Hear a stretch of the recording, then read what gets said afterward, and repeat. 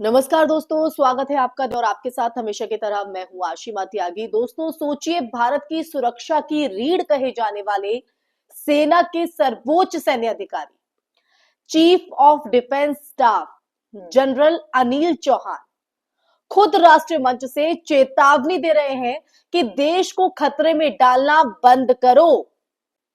और ये चेतावनी किसी पड़ोसी देश को नहीं है, बल्कि भारत के भीतर बैठे उन हथियार आपूर्ति करने वाली कंपनियों को दी जा रही है जो सिर्फ सिर्फ अपने मुनाफे के लिए सेना की जरूरतों और सुरक्षा के साथ खिलवाड़ कर रही है।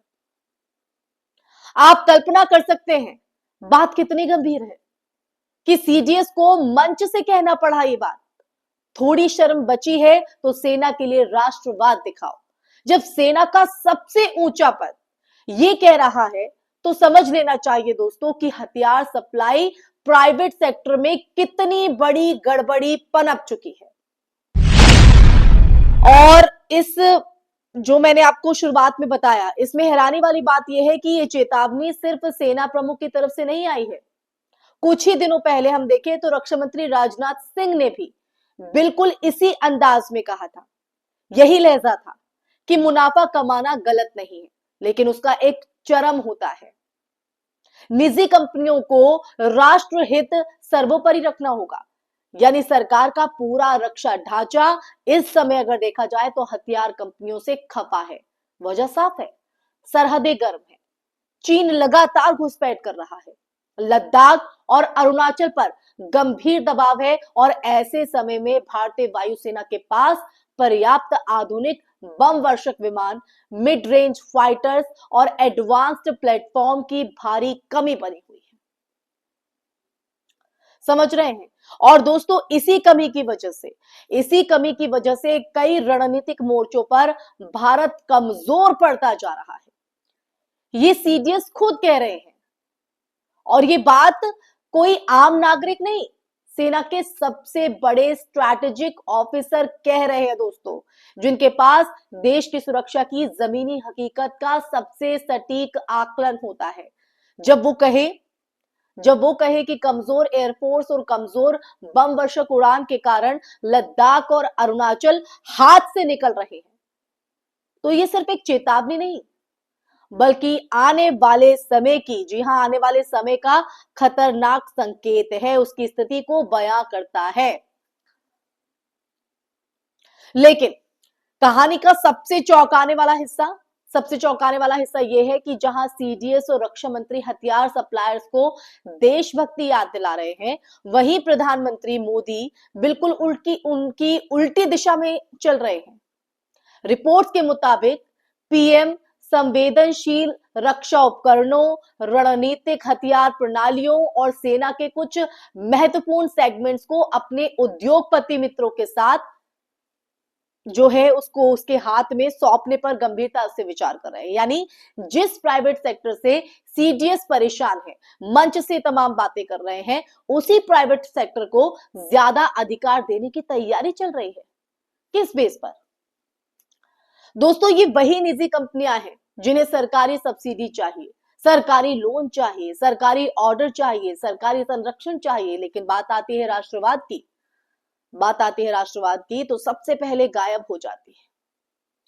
सेना 6-6 महीने बर्फ में खड़ी रहती है, जवान अपने जीवन का बलिदान कर देते थे,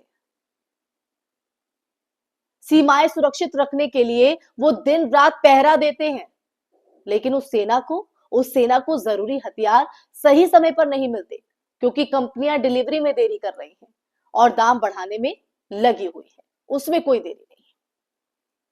तो सवाल खड़ा होगा कि नहीं होगा, चर्चा जरूरी है कि नहीं है। लेकिन आप देखिए विडंबना देखिए कि सरकार स्वदेशी अपनाओ का नारा जनता पर थोप रही है, जबकि रक्षा क्षेत्र में देखिए तो वही सरकार संवेदनशील हथियारों को निजी हाथों में सौंपकर स्वदेशी सुरक्षा को कमजोर कर रही है। देश का रक्षा ढांचा निजी खिलाड़ियों पर इतना निर्भर हो चुका है कि सीडीएस को मंच से कहना पड़ रहा है कि देश को जोखिम में डालना बंद करो।